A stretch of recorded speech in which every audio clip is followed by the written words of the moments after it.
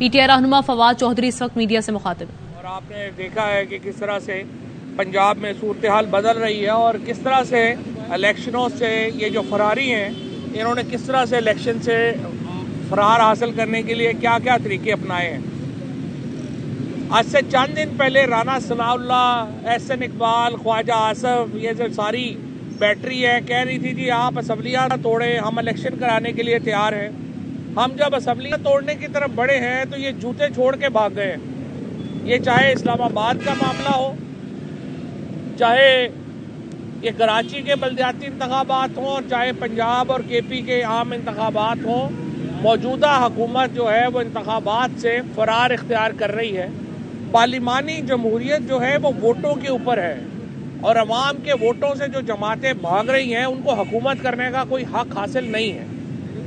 आज जिस तरीके से इन्होंने गवर्नर ने एक आर्टिकल 109 की खिलाफ वर्जी में एक प्रोक्लेमेशन जारी की और कहा कि आज ही 24 घंटे के अंदर ही जो है वो वज़ीर आला एतमाद का वोट लें, स्पीकर साहब ने उसको बिल्कुल सही तौर के ऊपर इंटरप्रेट किया और उन्होंने जो ये प्रोक्लेमेशन था गवर्नर का उसको अनकॉन्स्टिट्यूशनल डिक्लेयर किया और कहा कि ये वायलेटिव है आर्टिकल 109 के और मंजूर वट्टू केस के, जो कि एक लाहौर हाई कोर्ट का फुल बेंच डिसीजन है।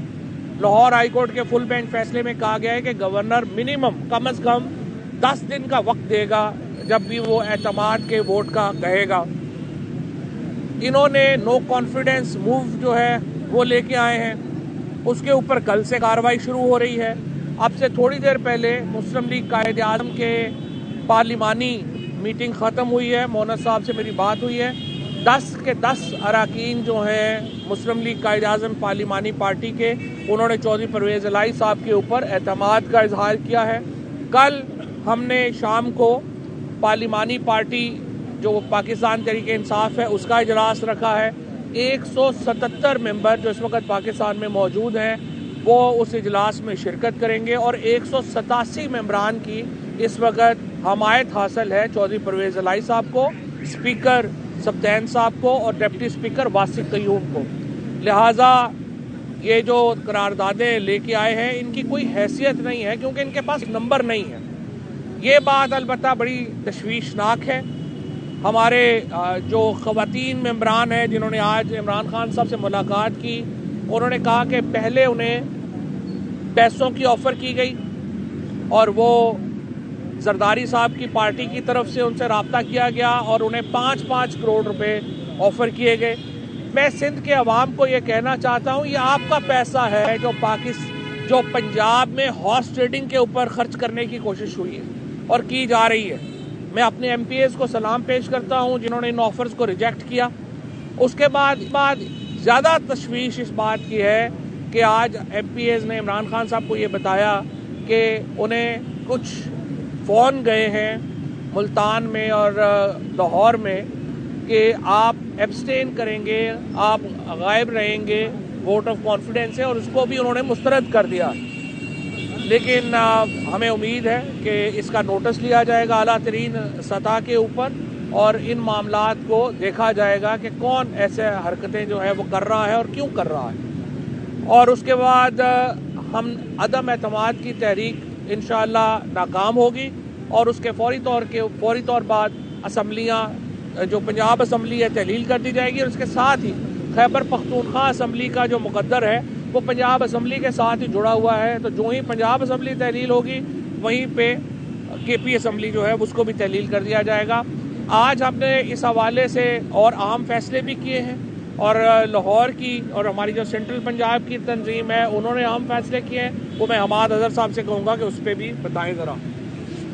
बिस्मिल्लाहिर्रहमानिर्रहीम।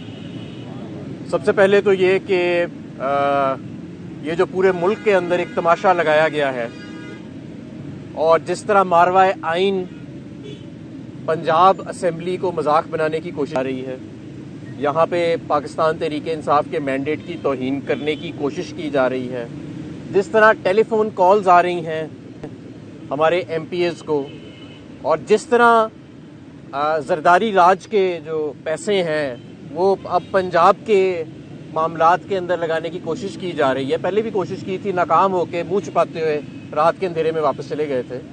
तो अवाम जो है वो इस पर खामोश नहीं रहेगी।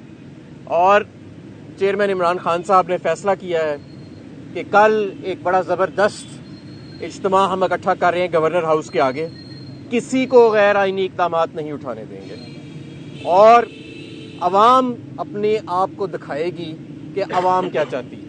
मेरी तमाम अहलियान लाहौर से गुजारिश है कि कल 5 बजे, ठीक 5 बजे इमरान खान साहब भी खिताब फरमाएंगे वहाँ इज्तिमा से और अगली हिकमत अमली देंगे।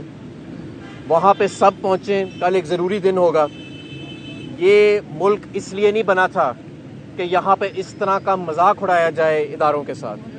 ये मुल्क इसलिए नहीं बना था कि जब जिसके दिल चाहे घर में घुस जाएं, जब जिसका दिल चले जिसको उठा के ले जाएं, जब दिल करे किसी के ऊपर इस तरह के इल्ज़ामात लगाना शुरू कर दें।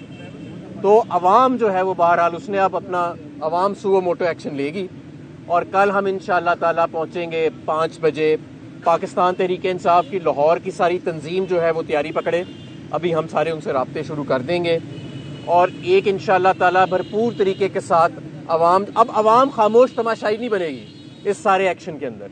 बहुत हो गया, गोलियां भी चला के देख ली, अरशद शरीफ भी इस दुनिया से चला गया, लोगों की इज्जतें भी उड़ा के ले गए, लोगों के घरों में भी घुस गए। आजम स्वाति अभी भी हिरासत में है।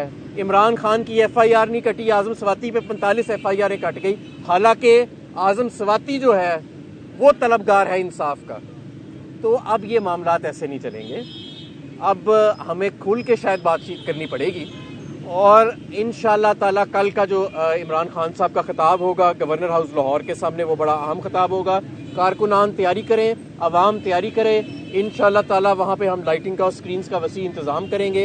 हमारे रज़ाकार जो हैं वो वहाँ पे मुकम्मल तौर पे सिक्योरिटी की ड्यूटी पे तैनात होंगे। अच्छा फवाद साहब ये कहा कि कल जो भी होगा अवाम को तो आपने मदऊ कर लिया है, लेकिन जो गवर्नर पंजाब कह रहे हैं कि हम इनको सीज करेंगे या परवेज इलाही के इख्तियारात को सल्ब करने के हवाले से वो इरादा रखते हैं, आइन और कानून में इसकी कितनी गुंजाइश मौजूद है इस सारे मामले में? आइन और कानून में इसकी इतनी की गुंजाइश मौजूद है जितनी गुंजाइश आसफ जरदारी साहब के इक़दामात की है। देखिए आइन बड़ा वाज़ेह है। स्पीकर ने एक रूलिंग दी है, अगर आपको स्पीकर की रूलिंग पसंद नहीं है आप जाके कोर्ट में चैलेंज करेंगे। ये तो कोई, मैंने कल भी कहा था, ये कोई फैसलाबाद या नारोवाल का कोई कॉर्नर प्लाट तो नहीं है ना जिसपे एहसन इकबाल या राना सना जाके कब्जा कर लेंगे। ये एक आइनी प्रोसेस है, आपने आइनी प्रोसेस लेना है। और कल अगर वफाकी हुकूमत की तरफ से इक़दामात होंगे, हमाद अजहर साहब ने बता दिया है, अवाम निकलेंगे, फिर अवाम और ये मामला थे अवाम। ये बताया लियाकत अंसारी उसके हवाले से क्या ऑप्शंस हैं पीटीआई के पास, उसके खिलाफ ये आपको कल बताएंगे ना हम आ जाएंगे। और वैसे स्पीकर साहब ने खत लिखा, मैं जहाँ तक मैं देख रहा था, अगर स्पीकर साहब ने सदर साहब को खत लिखा तो उनका मिसकंडक्ट के ऊपर कार्रवाई भी शुरू हो सकती है गवर्नर के खिलाफ, गवर्नर को हटाया भी जा सकता है। और अगर गवर्नर ने ये हद क्रॉस की तो उन पर आर्टिकल 6 का केस भी हो सकता है। और ये अब देखा जाएगा कि आइन ने जो हदूद मुकर्रर की हैं हर इदारे के लिए भी और गवर्नर के लिए भी और वफाक के लिए भी, उनको जो क्रॉस करेगा उसके ऊपर फिर आप आर्टिकल 6 लेंगे। एक मिनट शफीक साहब, बिल्कुल होते हैं। 87 अरकान की हमायत हासिल है। जब 190 का तो क्या 3 लोग आपके सिलेक्ट हुए या किसके सिलेक्ट हुए? 2 लोग जो हैं आपको पता है ना, जो मजारी है डिप्टी स्पीकर है, और एक जो मसूद जो रहीम यार खान से MP है, जो उन पर रेफरेंस जो है वो फाइल पहले ही हो रहा है। अगर वो दोनों अभी भी कल की तारीख पे ना आए तो फिर डिप्टी स्पीकर जो मजारी है और मसूद, उन दोनों के ऊपर रेफरेंस आर्टिकल 63 का भेज देंगे हम। और अभी लेकिन उन दोनों ने कंफर्म नहीं किया, मैंने आपको कंफर्म फिगर बताई थी। और एक जो है शमसा, उनके अनफॉर्चुनेटली एक बेटा जो है उन्हें कैंसर है, तो वो दुबई में। अच्छा फवाद भाई ये बताइएगा कि